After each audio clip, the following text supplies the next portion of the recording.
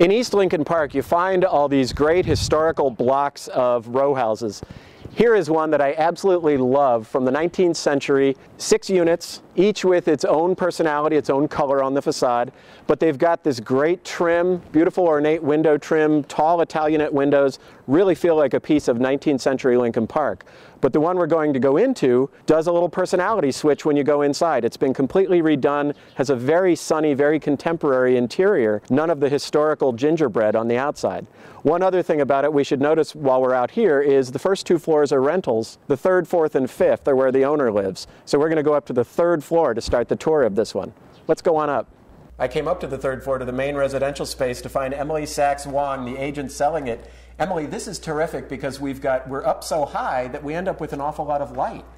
It's neat. By the time you get up here to the 3rd floor, you actually begin to see what's now the Willis Tower, and the light that you get, the ceiling height, it's really amazing. What are the ceilings here? Is this? They're 13 feet on this level. Below, on the first rental level, they're actually higher. And while it looks very contemporary, we also have these elongated Italian windows that would date to the 19th century. It's a nice mix. Right. It's very unusual, I think, to find something like this with a Victorian exterior, but a totally contemporary interior that was done sometime in the late 70s. A lot of those details that we'd expect to find inside, the crown moldings, things like that, all of that is gone. It's much cleaner lined. Gone, and this particular owner did some really neat features. She ebonized the oak floors, so they're all black, and she's got some more contemporary features that I think really add to the house. One of the greatest features, very contemporary, is this hanging staircase that curves up around us, the open treads.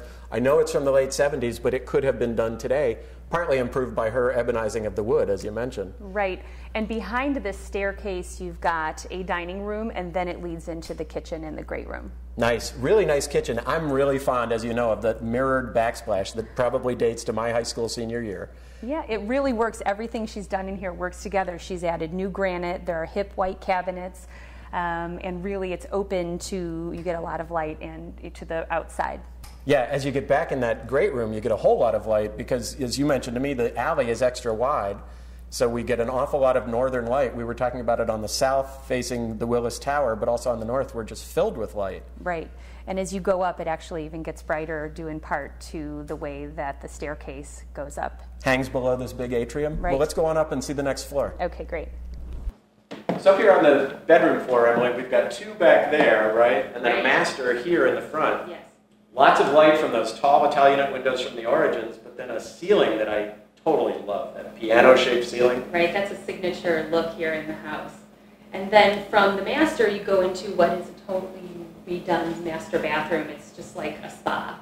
Yeah, terrific. I like she carried through with the ebony on the vanity, but she's got it suspended. It's very contemporary. Right, and then you've got a huge walk-in shower plus a steam shower. Yeah, not bad at all. Now above us is a penthouse level that has sort of multi-function spaces because it's open like the other floors, can be sort of an office, a library, right? Right, and there's a wet bar, and then it walks out into a spectacular rooftop deck.